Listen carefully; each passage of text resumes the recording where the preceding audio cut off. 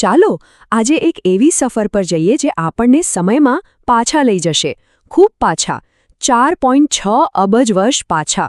આ વાર્તા છે આપણા ગ્રહ પૃથ્વીની, અને એ રીતે આ વાર્તા આપણી પણ છે. ચાલો આ આખી મહાગાથાને થોડીક જ મિનિટોમાં સમજીએ. આ સફર કેટલી મોટી છે એનો અંદાજ છે? આપણે થોડી વારમાં 4.6 અબજ વર્ષોનો ઇતિહાસ જોવાના છીએ. તો તૈયાર થઈ જાઓ, શરૂઆત કરીએ. તો આ રહ્યો આપણી આખી સફરનો નકશો. આપણે શરૂ કરીશું પૃથ્વીના હિંસક જન્મથી, પછી ડાયનાસોરના યુગમાં જઈશું, એક મહાપ્રલય જોઈશું અને છેવટે માનવના ઉદય સુધી પહોંચીશું. ચાલો પહેલો પડાવ શરૂ કરીએ. આપણી વાર્તાની શરૂઆત કોઈ શાંતિપૂર્ણ ઘટનાથી નથી થતી. એ થાય છે એકદમ હિંસક જન્મથી. ચાલો એ સમયમાં પાછા જઈએ જ્યારે આપણો ગ્રહ અંધાધૂંધી અને આગની ભઠ્ઠીમાં ઘડાઈ રહ્યો હતો. જરા કલ્પના કરો કે શરૂઆતમાં આપણી પૃથ્વી કેવી દેખાતી હશે. કોઈ સુંદર વાદળી ગ્રહ નહીં, પણ ચારે બાજુ ઉકળતા લાવાની નદીઓવાળો એક આગનો ગોળો. આકાશ ઝેરી ગેસ અને રાખથી કાળું ધબ હતું. રહેવા માટેની જગ્યા તો બિલકુલ નહોતી. પછી લાખો વર્ષો સુધી, લાખો વર્ષો સુધી સતત વરસાદ પડ્યો. આ વરસાદે ધીમે ધીમે આગના ગોળાને ઠંડો પાડ્યો અને એટલું બધું પાણી ભેગું થયું કે એમાંથી આપણા ગ્રહના પહેલા મહાસાગરો બન્યા. અને ખબર છે, આ જ સમુદ્રના ઊંડાણમાં એક જાદુ થયો. જીવનની પહેલી ચિનગારી, નાના નાના સૂક્ષ્મજીવો પેદા થયા. અને આ જ નાના જીવોએ એ કામ કર્યું જેણે આ ગ્રહનું ભવિષ્ય નક્કી કર્યું. એમણે ધીમે ધીમે વાતાવરણમાં ઓક્સિજન ભરવાનું શરૂ કર્યું. હવે પૃથ્વી પર શ્વાસ લઈ શકાય એવું વાતાવરણ હતું. અને આ નવા સ્ટેજ પર એવા જીવો આવ્યા જેમના જેવું પહેલાં ક્યારેય કોઈ નહોતું. ચાલો ડાયનાસોરના રાજમાં જઈએ. આ જાણીને કદાચ નવાઈ લાગશે, પણ શરૂઆતના ડાયનાસોર કોઈ વિશાળકાય નહોતા. એ તો માંડ શિયાળ જેટલા મોટા હતા. પણ પછી લાખો વર્ષોમાં બે કારણોસર એમનું કદ વધતું ગયું. એક તો ઊંચા વૃક્ષોના પાંદડા ખાવા માટે, અને બીજા મોટા શિકારીઓથી પોતાને બચાવવા માટે. અને તેઓ કેટલા મોટા થયા! ટાઇટનોસોર જેવા ડાયનાસોરની તો કલ્પના પણ કરવી મુશ્કેલ છે. એની લંબાઈ એક ફૂટબોલના મેદાન જેટલી હતી અને ગરદન એટલી લાંબી કે જાણે 10 માળની બિલ્ડિંગ હોય.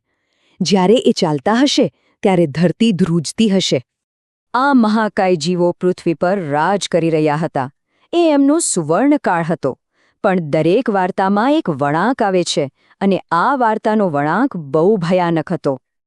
દૂર અંતરિક્ષના અંધારામાંથી એક 15 કિલોમીટર પહોળો પહાડ, એટલે કે માઉન્ટ એવરેસ્ટ કરતાં પણ મોટો, 70,000 કિલોમીટર પ્રતિ કલાકની સ્પીડે પૃથ્વી તરફ આવી રહ્યો હતો. અને પછી એ દિવસ આવ્યો. એ ક્ષણ આવી જેણે પૃથ્વી પરથી ડાયનાસોરનું શાસન હંમેશ માટે ખતમ કરી દીધો. એ ટક્કર એટલી ભયાનક હતી કે એનાથી થયેલા વિસ્ફોટમાં હજારો કિલોમીટર સુધી બધું બળીને ખાખ થઈ ગયું. આકાશમાં ધૂળનો એવો ગોટો છવાયો કે મહિનાઓ સુધી સૂરજ દેખાયો જ નહીં. આખી પૃથ્વી અંધારામાં અને ઠંડીમાં ડૂબી ગઈ. ડાયનાસોરનો યુગ સમાપ્ત થઈ ગયો. આ મહાવિનાશ પછી પૃથ્વીનું સ્ટેજ હવે ખાલી હતું. પણ ડાયનાસોરના પડછાયામાં જે નાના ઉંદર જેવા જીવો અત્યાર સુધી સંતાઈને જીવતા હતા, એમના માટે હવે એક નવી સવાર થવાની હતી. તો ડાયનાસોરના ગયા પછી સસ્તન પ્રાણીઓનો સમય આવ્યો, અને એમના જ વંશમાંથી એક એવી પ્રજાતિ ઊભી થઈ જેણે વિચારવાની શક્તિથી આખી દુનિયા બદલી નાખી. આ વાર્તા છે માનવ ચિનગારીની. બધું શરૂ થયું આફ્રિકાના જંગલોમાં. જ્યારે જંગલો ઓછા થવા લાગ્યા, ત્યારે આપણા પૂર્વજોને ઝાડ પરથી નીચે ઉતરીને જમીન પર ચાલવું પડ્યું. અને અહીં જ એક ક્રાંતિ થઈ. 2 પગ પર સીધા ચાલવાની શરૂઆત. આનાથી એમના હાથ છૂટા થયા, અને એ જ હાથે ભવિષ્યમાં ઓજારો બનાવ્યા. પણ અસલી ગેમ ચેન્જર હતી જ્ઞાનાત્મક ક્રાંતિ. માનવ મગજમાં કલ્પના કરવાની શક્તિ આવી. આમાંથી જટિલ ભાષા બની, અને ભાષામાંથી વાર્તાઓ. અને આ વાર્તાઓની તાકાત એટલી હતી કે હજારો અજાણ્યા લોકો એક સમાન વિચાર કે માન્યતા પર એકસાથે કામ કરવા લાગ્યા. આવું બીજું કોઈ પ્રાણી ન કરી શક્યું.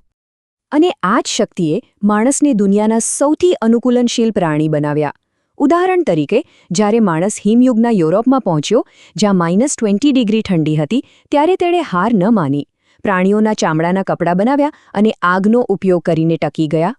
લાંબા સમય સુધી આપણે એવું માનતા હતા કે આપણે એટલે કે હોમોસેપિયન્સે બીજી માનવ પ્રજાતિઓને ખતમ કરી નાખી. પણ વિજ્ઞાન હવે કહે છે કે વાર્તા અલગ છે.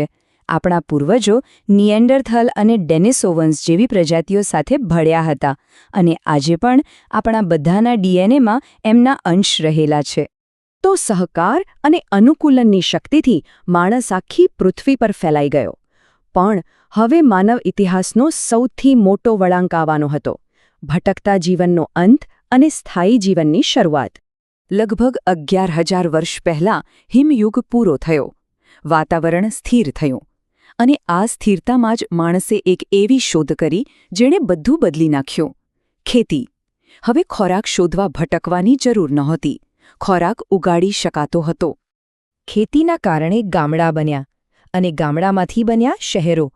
દુનિયાની પહેલી મહાન સભ્યતાઓ નદી કિનારે વિકસી, જેમ કે મેસોપોટેમિયા, જ્યાં દુનિયાના પહેલા કાયદા અને લેખન શૈલી વિકસ્યા.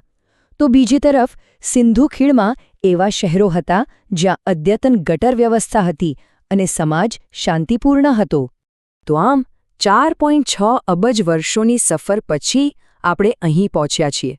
આગના ઘોડાથી લઈને ડાયનાસોરના યુગને પાર કરીને માનવ બુદ્ધિના ઉદય સુધી.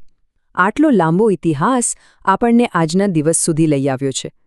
હવે સવાલ એ છે કે આપણે જે આગામી અધ્યાય લખી રહ્યા છીએ તે કેવો હશે?